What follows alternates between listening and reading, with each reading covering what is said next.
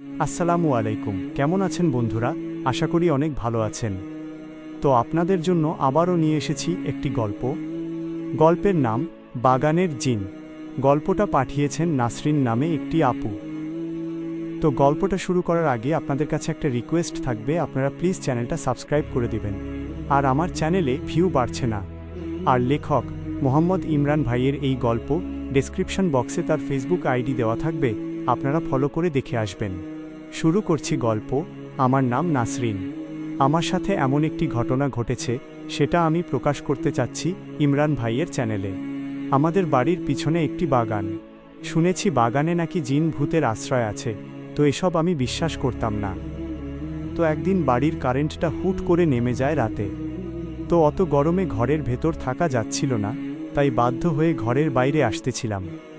তখন মা বলে, নাসরিন, এখন ঘরের বাইরে যাস না, ছাদে চল, সবাই মিলে বসে থাকি।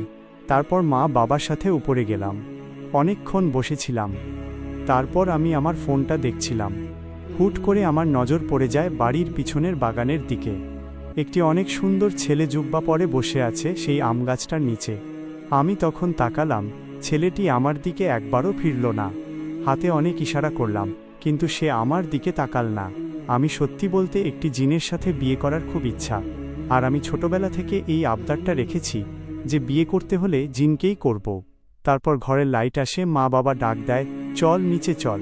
তারপর মা বাবা আর আমি নিচে চলে আসি। কিন্তু ছেলেটাকে দেখে যেন আমি ঘরে বসে থাকতে পারছিলাম না। মনে মনে ভাবি, এত রাতে একটি ছেলে বাগানে কি করছে? ও কি জানে না যে এই বাগানে জিন ভূতের আশ্রয় আছে? তারপর মা বাবার সাথে খাবার খেয়ে চুপি চুপি গেলাম সেই বাগানে, হাতে মোবাইলের টর্চটা জেলে। তারপর সেই গাছটার নিচে গিয়ে দেখি ছেলেটা এখনও দাঁড়িয়ে আছে, কিন্তু এবার তাকে পরিষ্কার দেখতে পাই। তার পরনে একটা জুব্বা, মুখে বড় করে মাস্ক টাইপের জিনিস পরা, আর তার কোমরে একটা ধারালো তলোয়ার বা রামদা টাইপের অস্ত্র। আমি একটু ভয় পেয়ে গেলাম, কারণ এসব তলোয়ার দেখে আমার খুব ভয় করে। ভয় কাটিয়ে তাকে জিজ্ঞেস করলাম, কে আপনি? ছেলেটি তখন কোনো উত্তর দেয় না। আমি আবার তাকে জিজ্ঞেস করি, কি হলো, কথা বলছেন না যে? এখানে এত রাতে কি করছেন? ছেলেটি তখনও কথা বলে না। আমি আবার তাকে জিজ্ঞেস করলাম, আমি তোমাকে কিছু জিজ্ঞেস করছি, তুমি কে আর এখানেই বা কি করছো? ছেলেটি তখন বিরক্ত মুখ নিয়ে আমার দিকে তাকায়। আমাকে বলে, সেটা আপনার জেনে কি লাভ? আমার কাজ করতে দেন। আপনি এখন যান এখান থেকে, আমার অসুবিধা হচ্ছে বই পড়তে। আমি তখন বলি, এত রাতে এখানে থাকা নিরাপদ নয়, আপনি এখন যান। ছেলেটি তখন বলে, আমার ইচ্ছে হয়েছে, তাই এখানে আছি। এই মেয়ে, আপনি এখানে ডিস্টার্ব করছেন কেন? আমি তখন বলি, এটা আমাদের বাগান, তাই আমি জিজ্ঞেস করতেই পারি। ছেলেটি তখন বলে, তো আপনাদের বাগান তো কি করব? আমি তখন বলি, তুমি কি করবে মানে? ছেলেটি তখন বলে, আপনাদের বাগানটা ঠিক আছে। তারপর আমি আবার তাকে জিজ্ঞেস করি, আপনার নাম কি আর আপনি কোথায় থাকেন? ছেলেটি তখন বলে, তাহলে শোনো, এত করে যখন বলছো, ভয় পেয়ে যেন না পালাও, আমি বলছি তাহলে। আমি তখন বলি, হ্যাঁ বলো, আমি কাউকে ভয় পাই না। ছেলেটি তখন বলে, প্রথম কথা আমি একটি জিন, দ্বিতীয় কথা আমি একটি রাজ্যের রাজা, আর তৃতীয় কথা আমার নাম হাবিব।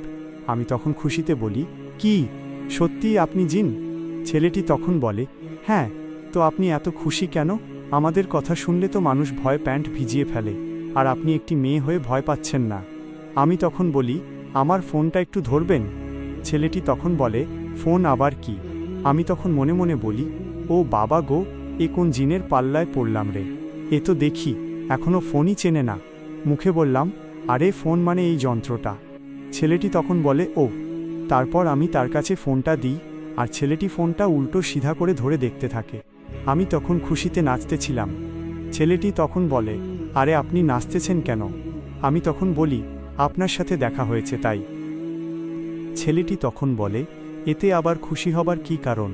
কালকে থেকে আমি এখানে আপনার সামনে দেখা দিতে পারবো না। আমি তখন বলি, না, আমাকে দেখা দিতে হবে। না হলে? ছেলেটি বলে, না হলে কি?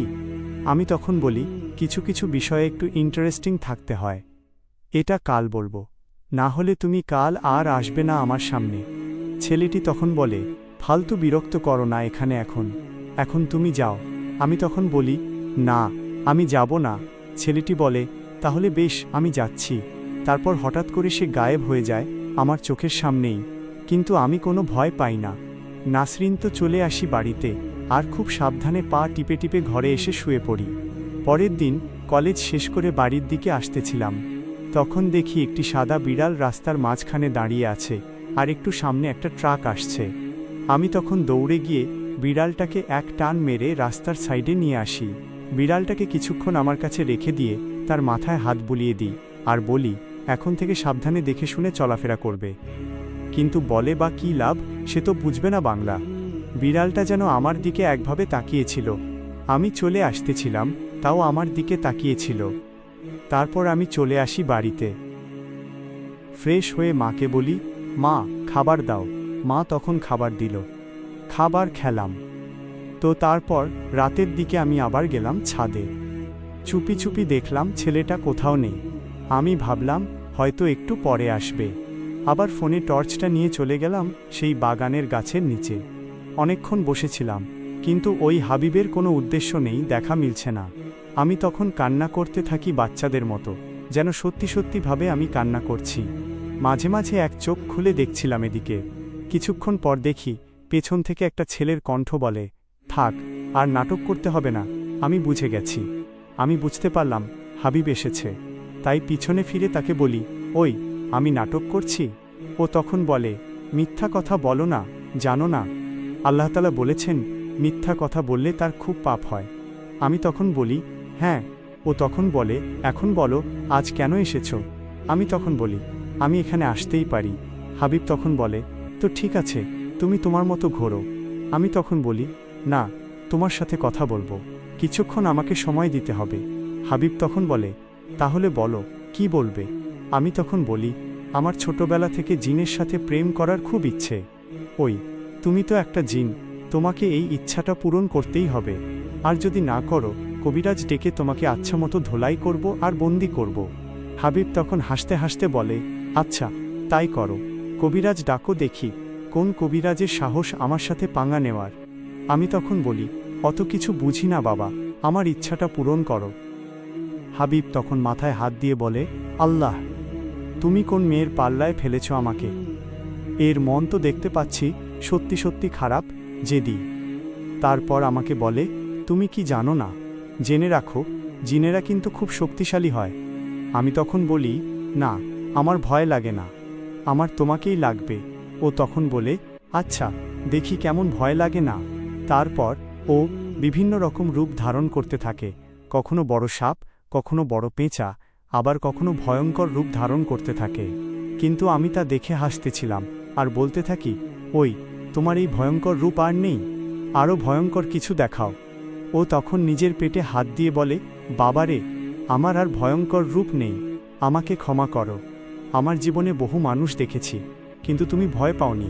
আমি আসছি এখন তাহলে। আমি তখন বলি, ওই, এখনই চলে যাচ্ছ? ও মনে মনে বলে, এ কি মেয়েরে বাবা, আমাকে জিন বলে মানছেই না, যেন আমি ওর বাপের কালের সম্পত্তি। আমি তখন বলি, কি বললে? ও তখন বলে, কিছু না, এখন আসি তাহলে। তারপর ও চলে যায়। আমি তখন এক দৌড়ে বাড়ি চলে আসি। সত্যি বলতে, আমার ভেতরে যা ভয় পেয়েছি তা ওর সামনে প্রকাশ করিনি, কারণ যদি ভয় পাই তাহলে প্রতিদিন ভয় দেখাবে। তারপর ভয়ে ভয়ে ঘরে এসে শুয়ে পড়ি। পরের দিন রাতে আমি আবার সেই বাগানে গিয়ে হাজির। মনে মনে ভাবলাম, দেখি আজকে রাজামশাই কি রূপ নিয়ে আসে। কিছুক্ষণ ও তো পেতে থাকার পর হঠাৎ দেখি একটা কাণ্ড। সেই সাদা বিড়ালটা, যাকে আমি আগের দিন ট্রাকের হাত থেকে বাঁচিয়েছিলাম, সেটা আমার পায়ের কাছে এসে মিউ মিউ করছে। আমি বিড়ালটাকে কোলে তুলে নিয়ে বললাম, কি রে, তুই এখানে কি করিস? তোর রাজামশাই কোথায়? ঠিক তখনই বিড়ালটা আমার কোল থেকে লাফ দিয়ে নিচে নামল আর চোখের পলকে ধোঁয়া হয়ে গিয়ে সেখানে জুব্বা পরা হাবিব দাঁড়িয়ে গেল। আমি তো হাঁ করে তাকিয়ে আছি। হাবিব তখন একটু ভাব নিয়ে বলল, উহ, মানুষের রূপ ধরে থাকা যে কি কষ্টের। আর তুমি তো আচ্ছা মেয়ে, কালকে আমার আসল রূপ দেখেও ভয় পাওনি, উল্টো আজকে আবার চলে এসেছো। আমি হেসে বললাম, আরে, তুমিই তাহলে সেই সাদা বিড়াল? তার মানে গতকাল তুমি আমাকে পরীক্ষা করছিলে? তা রাজামশাই, প্রজাদের তো একটু ভালোবাসতে হয়, তা আমার মনের ইচ্ছাটা কবে পূরণ করছো? হাবিব এবার কপালে হাত দিয়ে বলল, শোনো নাসরিন, আমি জিনদের রাজ্যের রাজা হতে পারি, কিন্তু তোমার এই জেদের কাছে আমি একদম সাধারণ এক প্রজা। আমার রাজ্যে হাজারটা জিনের উপদ্রব সামলানো সহজ, কিন্তু তোমার এই মিষ্টি দুষ্টুমি আর কবিরাজের ধোলাইয়ের ভয় সামলানো আমার সাধ্যের বাইরে।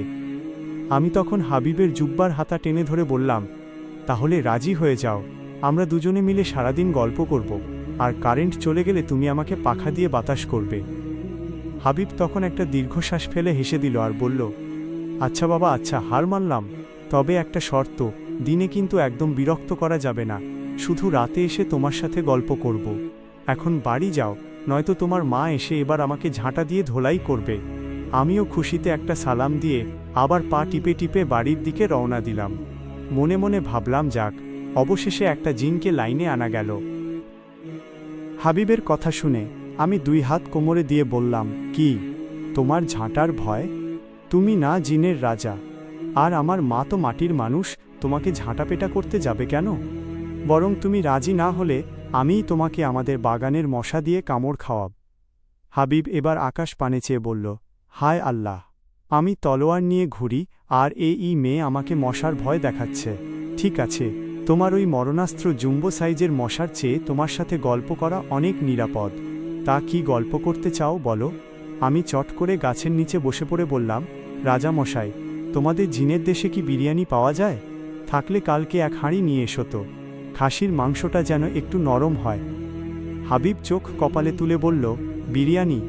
আমরা জিনেরা তো হাড়গোড় আর সুগন্ধি খাই, তুমি জিনের রাজার কাছে বিরিয়ানির অর্ডার দিচ্ছ? তাও আবার খাসির মাংস নরম হতে হবে। আমি মুখটা বাংলা 5-এর মতো করে বললাম, তাহলে তুমি কিসের রাজা শুনি? একটা বিরিয়ানি এনে খাওয়াতে পারো না, এই তোমার জাদুমন্ত্র? এর চেয়ে তো আমাদের পাড়ার ইমরান ভাইয়ের বিরিয়ানির দোকান অনেক ভালো, সেই আসল রাজা। হাবিব নিজের আত্মসম্মানে আঘাত পেয়ে জুব্বার হাতা একটু গুটিয়ে বলল, খবরদার, ওই ইমরান দোকানির সাথে আমার তুলনা করবে না। কালকে ঠিক রাত 12টায় এই গাছের নিচেই বিরিয়ানির হাঁড়ি হাজির থাকবে, আর সাথে যদি একটু জর্দা লাগে সেটাও এনে দেব। এখন দয়া করে বাড়ি যাও, আমার আবার রাজ্যের রাজকার্য সামলাতে হবে। আমি মনে মনে হাসলাম, বাহ, জিনের রাজাকে তো দেখি বিরিয়ানির ডিলিশিয়াস ফাঁদে ফেলে দিয়েছি। মুখে বললাম, ঠিক আছে, কালকে বিরিয়ানি খেয়ে তবেই আমাদের প্রেমের কথা ভাবা যাবে। এখন আমি চললাম। এই বলে আমি যেই না ঘুরলাম, অমনি হাবিব বলল, শোনো নাসরিন। আমি পিছনে তাকিয়ে বললাম, কি হলো? হাবিব একটু আমতা আমতা করে বলল, ওমম, বিরিয়ানিতে আলু দেব তো, নাকি আলু ছাড়া? আমি হেসে কুটিপাটি হয়ে বললাম, আলু ছাড়া বিরিয়ানি হয় নাকি? অবশ্যই ডাবল আলু দেবে। হাবিব তখন বিরক্তিমাখা মুখে একটা তুড়ি মারল আর সাথে সাথে গায়েব হয়ে গেল। আমি হাসতে হাসতে বাড়ির দিকে পা বাড়ালাম। পরের দিন সারাটা দিন আমার কাটল চরম উত্তেজনায়। কলেজে ক্লাসের ফাঁকে ফাঁকে শুধু বিরিয়ানির হাঁড়ির কথাই মাথায় ঘুরছিল। বান্ধবীরা জিজ্ঞেস করল, কী রে নাসরিন, আজকে এত হাসছিস কেন? আমি মনে মনে বললাম, তোদের কি করে বোঝাই, আজকে রাতে জিনের রাজার হাতের ডাবল আলুর খাসির বিরিয়ানি খেতে যাচ্ছি। যেমন তেমন করে দিনটা পার করে রাত 11টা বাজতেই আমি তৈরি হয়ে নিলাম। ঘড়ির কাঁটা যখন ঠিক রাত 12টা ছুঁল, আমি তখন বাড়ির সবার ঘুমানোর অপেক্ষা করে পা টিপে টিপে পেছনের বাগানের দিকে রওনা দিলাম। আকাশে তখন মস্ত বড় একটা চাঁদ উঠেছে, আর চাঁদের আলোয় পুরো বাগানটা কেমন যেন রহস্যময় দেখাচ্ছিল। আমি সেই আমগাছটার নিচে গিয়ে দাঁড়ালাম, কিন্তু চারপাশ একদম নিঝুম, হাবিবের কোনো পাত্তা নেই। আমি এদিক ওদিক তাকিয়ে গলা খাকারি দিয়ে বললাম, কি ব্যাপার রাজা মশাই, জিনের রাজা হয়ে শেষমেশ একটা বিরিয়ানির ভয়ে পালিয়ে গেলে নাকি? ঠিক তখনই আমার মাথার ওপর থেকে একটা গম্ভীর গলায় আওয়াজ এল, খবরদার নাসরিন, জিনের রাজা কখনো তার কথা খেলাপ করে না। আমি চমকে ওপরে তাকাতেই দেখি হাবিব গাছের মগডালে আরাম করে বসে আছে।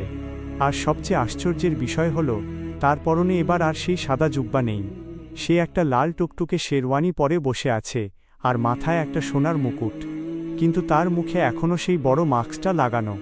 আমি হেসে বললাম, ওমা, বিরিয়ানি আনতে গিয়ে তুমি একেবারে বিয়ের শেরওয়ানি পরে চলে এলে নাকি? তা বিরিয়ানির হাঁড়ি কই? হাবিব গাছের ডাল থেকে একটা হালকা লাফ দিয়ে মাটিতে নামল। অদ্ভুত ব্যাপার, এত বড় লাফ দিল অথচ মাটিতে কোনো শব্দই হলো না।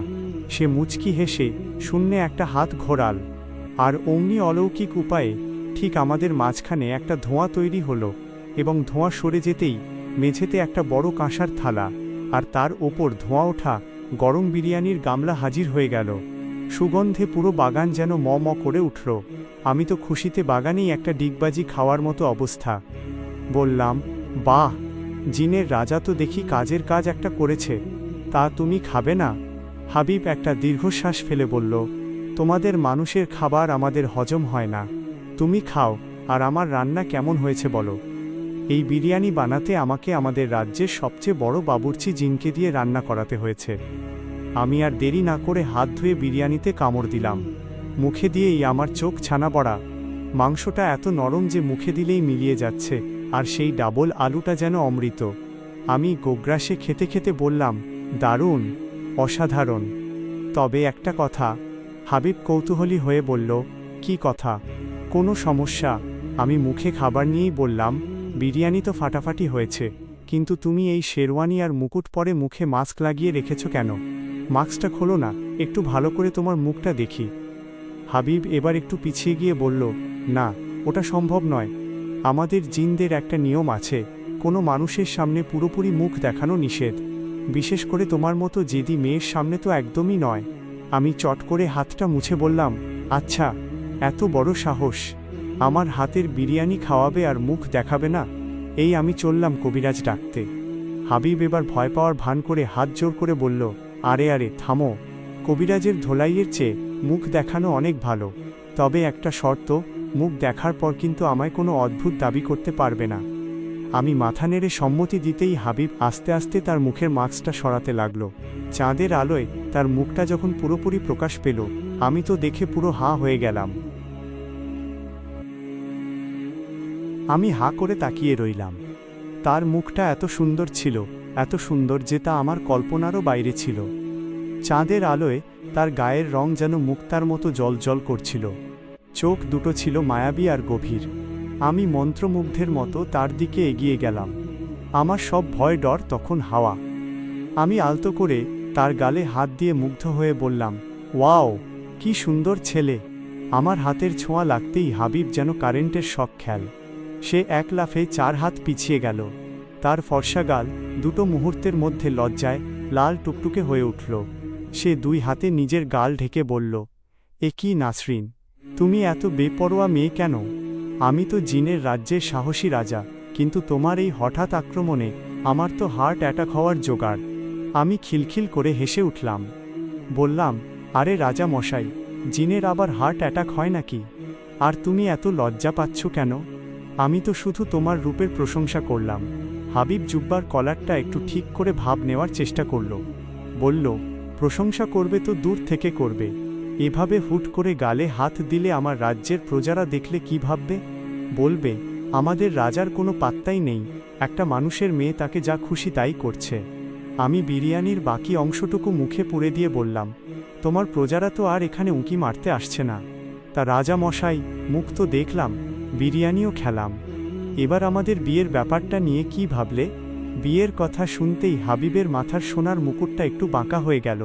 সে চোখ বড় বড় করে বলল, বিয়ে? ওরে বাবারে, তোমার মতো মেয়ের সাথে বিয়ে হলে তো আমার রাজ্যপাট সব লাটে উঠবে। প্রতিদিন তুমি আমাকে দিয়ে বিরিয়ানি রানাবে, আর কাজ না হলে মশা আর কবিরাজের ভয় দেখাবে। আমি নাক ফুলিয়ে বললাম, তা কেন? আমি তো কত ভালো মেয়ে, তোমাকে কত ভালোবাসব। আর তুমি যখন জিনের দেশে থাকবে, আমি তোমার জন্য অপেক্ষা করব। হাবিব এবার একটু নরম হলো। সে আমার দিকে তাকিয়ে মিষ্টি করে হাসল। বলল, নাসরিন, মানুষের সাথে জিনের প্রেম ভালোবাসা বা বিয়ে হওয়াটা এত সহজ নয়। আমাদের পৃথিবী আর তোমাদের পৃথিবী একদম আলাদা। তবে হ্যাঁ, তোমার এই সাহস আর পাগলমি আমার খুব ভালো লেগেছে। আজ থেকে আমরা খুব ভালো বন্ধু হতে পারি। আমি একটু দমে গেলাম, কিন্তু তার মিষ্টি হাসি দেখে বেশি সময় মন খারাপ করে থাকতে পারলাম না। বললাম, ঠিক আছে, বন্ধুই সই। তবে বন্ধুত্বের খাতিরে কিন্তু সপ্তাহে অন্তত 3 দিন খাসির বিরিয়ানি এনে দিতে হবে, মনে থাকে যেন। হাবিব কপালে থাপ্পড় দিয়ে বলল, হায় রে কপাল, জিনের রাজা হলাম নাকি বিরিয়ানির ডেলিভারি বয় হলাম, আল্লাহই জানে। আমরা দুজনে মিলে বাগানের মধ্যে হাহা করে হেসে উঠলাম। রাতের নিঝুম বাগানে সেই হাসির আওয়াজ যেন এক অদ্ভুত আর মিষ্টি পরিবেশ তৈরি করল। দেখতে দেখতে আমাদের বন্ধুত্বের বয়স 1 বছর পার হয়ে গেল। এই 1 বছরে হাবিবের সাথে আমার সম্পর্কটা কখন যে নিছক বন্ধুত্ব থেকে গভীর প্রেমে আর প্রেম থেকে এক অমূল্য ভালোবাসায় রূপ নিল তা আমরা কেউই টের পাইনি। আমাদের বাগানের সেই আমগাছটার নিচে কত রাত যে আমরা গল্প করে হেসে খেলে কাটিয়েছি তার কোনো হিসাব নেই। অবশেষে সমস্ত বাধা বিপত্তি পেরিয়ে আমাদের ভালোবাসার পূর্ণতা এল, আমাদের বিয়ে হলো। বিয়ের পর হাবিব আমাকে হাত ধরে নিয়ে গেল তার নিজের দেশে, জিনের রাজ্যে। মানুষের দুনিয়া থেকে সম্পূর্ণ আলাদা এক জাদুকরী আর মায়াবী জগৎ সেটা। জিনের রাজ্যের রানী হয়ে আমি সেখানে বেশ সুখেই দিন কাটাচ্ছিলাম। হাবিব আমাকে রাজপ্রাসাদের সুখে আগলে রেখেছিল।